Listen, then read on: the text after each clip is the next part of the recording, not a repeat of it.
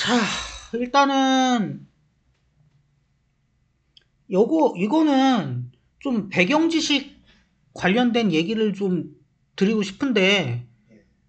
미리 말씀드리는데 저는 칸트를 좀 잘 알아요. 저도 이거 저희 음, 국어 기말범이었어가지고. 칸트가 국어 기말범이었어요? 예. 칸트랑 그 음. 홉스인가 아, 그래? 걔가 국어 아, 기말범이었어가지고 뭐 나름대로 연계가 됐나? 운전 쪽 나오기도 했고 좀 음, 나와가지고. 그래요? 하여튼간에 그래서 나는 솔직히 이거 보면서 막 솔직히 논리적으로 안 읽었거든요. 그냥 쭉 읽고 풀어버렸거든. 예. 근데 논리적으로 좀 풀어봅시다. 일단은 그래도 우리 그게 있으니까. 예. 칸트는 강한 옹호자였어. 법 규칙에. 예. 법치주의라고 봐도 되는 거죠. 법치주의의 강력한 지지자였다. 뭐 그렇긴 한데 예. 그래요. 법이 지배하는 거에 뭐 지지자였어요. 예. 어, 음, 궁극적인 보장으로서 뭘 보장하는데 안전과 평화도 보장하고요. 자유도 보장하고. 어쨌든 간에 칸트는 법을 굉장히 중시했나 봐. 뭐를 지키려고? 자유를 지키려고? 왜 안전과 평화는 안 쓰나요? 어쨌든 포커스가 뒤쪽에 자유에 가 있으니까. 나도니 모도쏘잖아요. 포커스는 뒤쪽에 가 있잖아요. 음, 음. 그는 믿었어요. 뭐라고 믿었냐? 인간 사회가 이동하고 있대. 더 합리적인 형태로 뭐에 의해서 규제받는 효과적이고 결속력이 있는 법적 틀에 의해서 규제받는 더 합리적인 형태로 지금 나아가고 있대요. 뭐 때문에 그러냐면은 오로지 그러한 이성적인 틀만이 가능하게 해. 사람들이 조화 속에서 살고 번영하고 협력하는 걸. 그러면 여기까지 봤을 때 얘는 이런 그 법을 중시해서 자유를 추구하는 거에 대한 이상주의적인 관점을 가지고 있는 거죠. 예. 그렇죠. 하지만 그의 믿음은 이 필연적인 진보에 대한 그의 믿음은 뭐에 기초되어 있지 않느냐? 낙관적이고 그 다음에 하이마인드된 그러니까는 굉장히 높게 고려된 인간 본성에 대한 관점에 근거되어 있지 않아. 그러니까 이상주의가 있긴 있는데 그렇다고 인간 본성이 선하고 착해서 그런 건 아니야. 그럼 뭔가 다른 진보에 대한 믿음을 믿어주는 다른 근거가 있겠죠? 예. 그렇죠. 근데 아직까지 일꾼은 모르죠? 대조적으로 그 믿음은 어디에 가까워진대? 홉스의 전망에 가까워진대요. 뭐 홉스 알면 좋고 근데 모르면 어쨌든 뭐 얘랑 가까워진다. 그럼 이제 홉스가 중요한 게 아니고 얘는 무슨 아웃룩을 가지고 있냐. 인간의 폭력적이고 갈등지향적인 본성이 뭐를 필수적으로 만드냐. 확립하고 유지하는 걸 필수적으로 만든대. 효과적인 법적 틀을 뭐 하기 위해? 안전을 확보하기 위해. 오히려 홉스가 악한 인간을 규제하기 위한 틀이 법이다. 라는 거에 이 이상주의가 더 가까이 가 있대. 자, 그래서 우리는 의존할 수 없대. 사람들의 선이나 자비나 선의 의지에. 하지만 심지어 악마의 국가도 조화 속에서 법적 시스템의 조화 속에서 살고 있는 것이고 그 법적 시스템은 모든 시민을 평등하게 묶어준대. 아, 그러니까 얘가 얘기하는 이 틀의 법에 이게 믿는 이상주의는 얘가 모든 사람들에게 공평하고 이상적으로 적용되기 때문에 믿음이 가는 거구나. 인간 본성이 선해서 그런 게 아니라. 이상적으로 봤을 때 법은 정치적 원칙의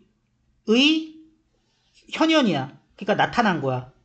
모든 합리적 존재가 자유롭게 선택한 정치적 원칙이 드러난 거야.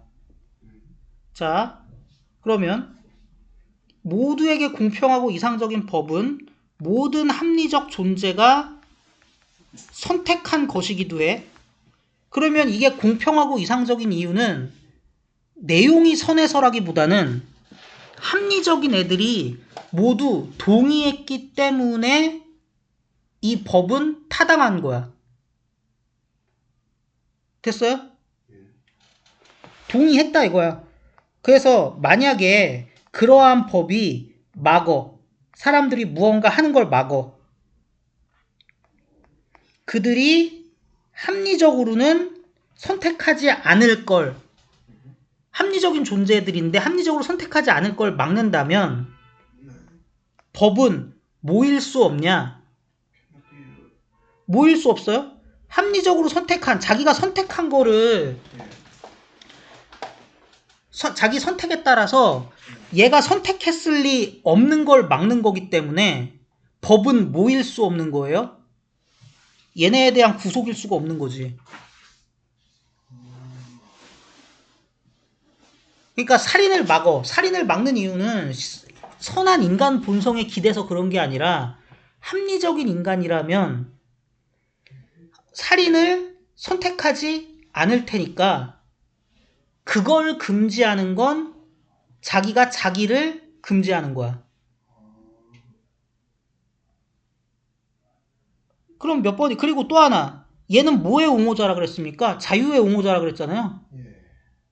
그럼 뭘로 가는 거예요? 뭐가 뭐일 수가 없는 거야? 자유에 대한 제약일 수가 없는 거지. 이걸로 가는 건데,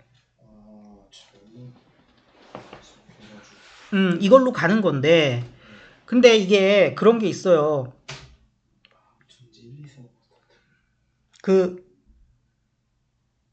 칸트는 합리주의자라서 얘한테 자유라는 건 제약이 없는 게 아니라 제약을 자기가 규정하는 거예요. 다시 말해서 칸트한테 자유는 자율이에요. 자율. 그러니까 이성적인 인간이라면 이렇게 하지 않을 것이야 라고 돼 있다면 그거에 따라서 처벌을 받는 미친 인간은 자유를 빼앗기는 게 아니야. 그쵸? 왜냐면 미친 인간은 애초에 여러 가지 정념에 휩싸여서 자유로운 인간이 아니거든. 오히려 자유롭게 되는 걸 수도 있죠. 이건데, 자, 이거를 논리적으로 읽고 푸는 방법도 있고, 뭐, 그래요. 그리고 당연히 논리적으로 읽고 풀어야 돼. 왜냐면은, 뭐, 나야 이쪽 전공하고, 뭐, 외국도 갔다 오고 뭐 등등 했으니까 그렇지만, 근데 내가 얘기하고 싶은 건 그거지. 그러면, 모든 배경 지식을 다 배제하고 문제를 풀어야 되냐는 거지. 그러니까, 나는 좀 최소한의 것들은 좀 알았으면 좋겠어요. 그리고 나는 이제 모의고사가 됐든 수능이 됐든 여러 가지 시험들을 많이 이렇게 보잖아요. 영어 시험들을. 그럼 맨날 나오는 게 무슨 과학 철학, 과학은 뭐 어떻게 발전하냐. 뭐 또 뭐 있어? 또 그 간단한 무슨 과학 지식들. 아니면 칸트도 꽤 자주 나오고요. 그러면 솔직히 고3 생활한다고 해갖고 365일 24시간 내내 공부하는 거 아니잖아요. 그러면 놀 시간에 뭐 교양소설이라도 좀 보면서 뭐 배경 지식 꼭 시험을 보는 게 목적이 아니더라도 휴식 겸 해갖고 좀 봐놓는 게 괜찮지 않을까라는 생각은 해요. 요즘은. 예전에는 내가 의도적으로 진짜 아예 아무것도 모른다는 전제하에 막 풀어갖고 갔는데, 그리고 그게 맞는 방법이라고 봤거든요. 지금도 어느 정도 그렇게 생각하고. 왜냐면 뭐 내가 아는 배경 지식이 나올 거란 법이 어딨어. 배경 지식에 의존하면 안 되는 거지만, 근데 쓸수 있으면 써야죠. 그리고 많이 알면 좋은 거니까 그렇죠. 좀 그렇게 생각을 하는 거고, 아무리 뭐 수험에 쫓긴다 뭐다 그러지만은 좀 틈틈이 뭐 책이라도 읽으면서 좀 교양 쌓는 생활 좀 하는 거는 필요하다라는 생각이 들어요. 그래서 모의고사 같은 거 풀 때도 저 첫 줄만 몇 줄 읽어보면 대충 뭔 내용인지는 만약에 그렇게 되면 좋지. 네, 그러니까 어느 정도 예. 뭔 내용인지 문맥은 잡히잖아요. 그걸 가지고 아는 것 같으면 대충 한번 쓱 훑은 다음에 먼저 풀기는. 예, 그쵸. 근데 이제 물론 어설프게 알면은 그거는 그거대로 문제다만 예. 그래도 그죠? 그래서 특히 요즘 유본 같은 거 지금 당장 사실 고3이란 실감 안 날 텐데 요럴 때 한 몇 달 책이나 좀 많이 읽고 그러면 괜찮지 않을까 싶어요. 이제 그 얘기 하려고 한 거고 이거는 뭐 글쎄 나는 얘도 뭐 특별히 어렵고 그럴 거는 없다고 보긴 하는데 뭐 하여튼 뭐 그렇습니다. 예.